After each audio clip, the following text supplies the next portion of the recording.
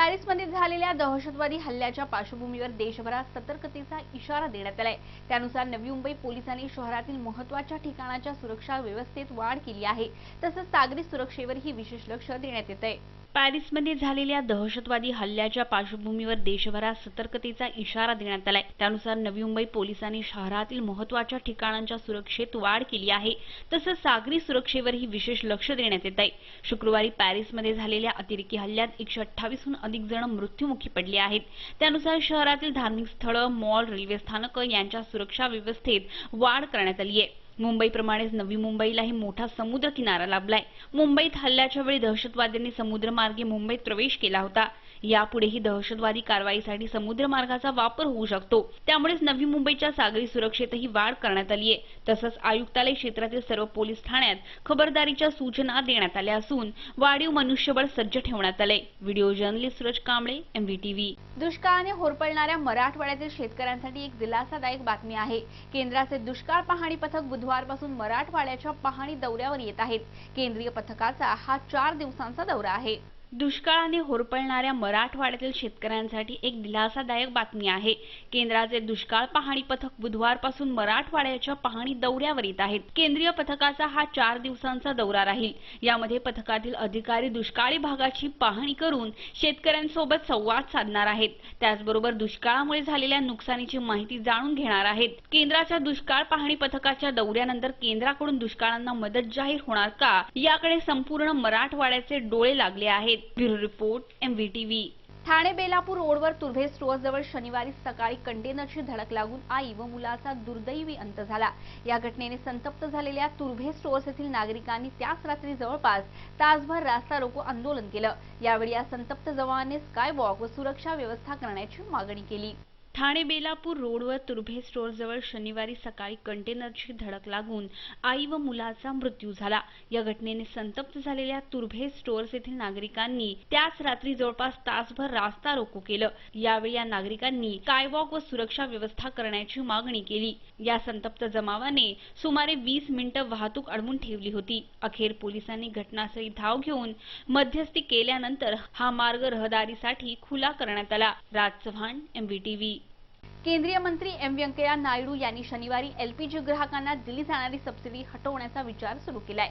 ज्यांचं वार्षिक उत्पन्न 10 लाखापेक्षा अधिक आहे त्यांची LPG सबसिडी हटवली जाणार आहे।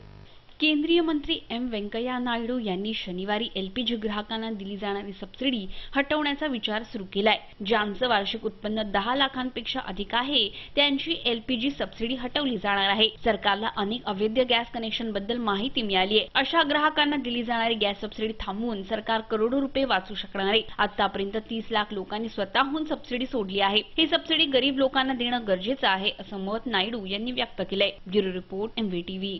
बॉलिवूडमध्ये अनेक अजरामर भूमिका साकारणारे ज्येष्ठ अभिनेते सईद जाफरी यांचं सोमवारी निधन झालं। वयाच्या 86व्या वर्षी त्यांनी अखेरचा श्वास घेतला।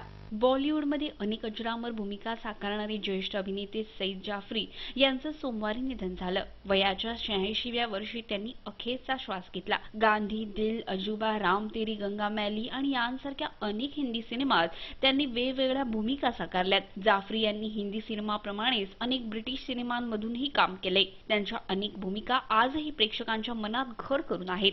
जाफरी यांच्या गांधी व हिना या सिनेमातील भूमिका चांगल्याच गाजल्या। MVTV परिवारातर्फे सईद जाफरी यांना भावपूर्ण श्रद्धांजली।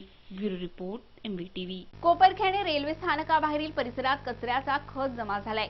या परिसरातील खाद्यपदार्थांचे विक्रेते स्टेशन समोरच कचरा टाकत आहेत। त्यामुळे परिसराला बकाल स्वरूप प्राप्त झालंय। कोपरखैरणे रेल्वे स्थानकाबाहेरील परिसरात कचऱ्याचा खच जमा झालाय। त्यामुळे स्टेशनमध्ये ये-जा करणाऱ्या प्रवाशांना नजरेस हा कचरा पडत आहे। या परिसरातच असणारे खाद्यपदार्थ विक्रेते स्टेशन समोर कचरा टाकतायत।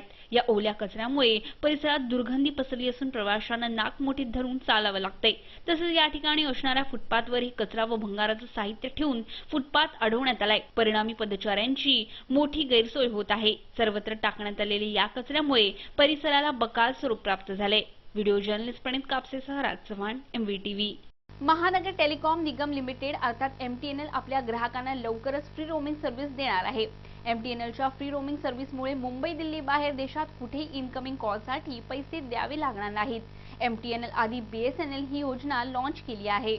महानगर टेलिकॉम निगम लिमिटेड अर्थात MTNL आपल्या ग्राहकांना लवकरच फ्री रोमिंग सर्व्हिस देणार आहे। MTNLच्या फ्री रोमिंग सर्व्हिसमुळे मुंबई दिल्ली बाहेर देशात कुठेही इनकमिंग कॉलसाठी पैसे द्यावे लागणार नाहीत। MTNL आणि BSNL ही योजना लॉन्च केली आहे। MTNL ही सरकारी टेलिकॉम सर्व्हिस कंपनी मुंबई आणि दिल्लीतील ग्राहकांना टेलिकॉम सर्व्हिस देते। मोफत रोमिंग सेवा देणाऱ्या योजनेचं कामही सुरू झालंय। सरकारच्या नॅशनल टेलिकॉम पॉलिसी 2012 नुसार देशभरात फ्री रोमिंग सुविधा देण्याचा MTNLचा प्रयत्न आहे। MTNLनं ब्रॉडबँड स्पीडही 2 Mbps न वाढवलाय। त्यासोबतच लँडलाईन ग्राहकांना 1 महिन्यापर्यंत मोफत ब्रॉडबँड सेवाही सुरू केली आहे। Bureau report MVTV।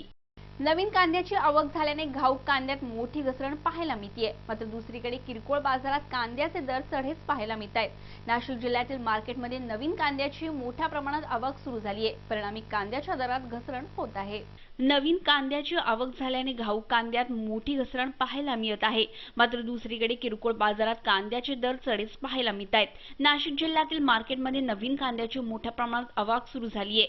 नाशिक जिल्ह्यात उत्पादित होणारा लाल कांदा मार्केटमध्ये येण्यास सुरुवात झाली आहे। हा कांदा घाऊक बाजारात 17 ते 18 रुपये किलो दराने विकला जात आहे।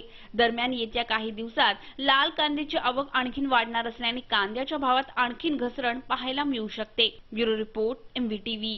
MVTV वृत्तवाहिनीवरील बातम्या आता तुम्ही media.mvtv या यूट्यूबवरील लिंकवरही पाहू शकता किंवा तुम्ही आम्हाला 27571494 या दूरध्वनी क्रमांकावर संपर्कही करू शकता। तुम्हाला काही प्रतिक्रिया द्यायच्या असतील तर mvtvnews@gmail.com वर तुम्ही कळवू शकता। आजच्या बातमीपत्रात इतकंच। पुन्हा भेटूया पुढच्या बातमीपत्रात। तोपर्यंत नमस्कार।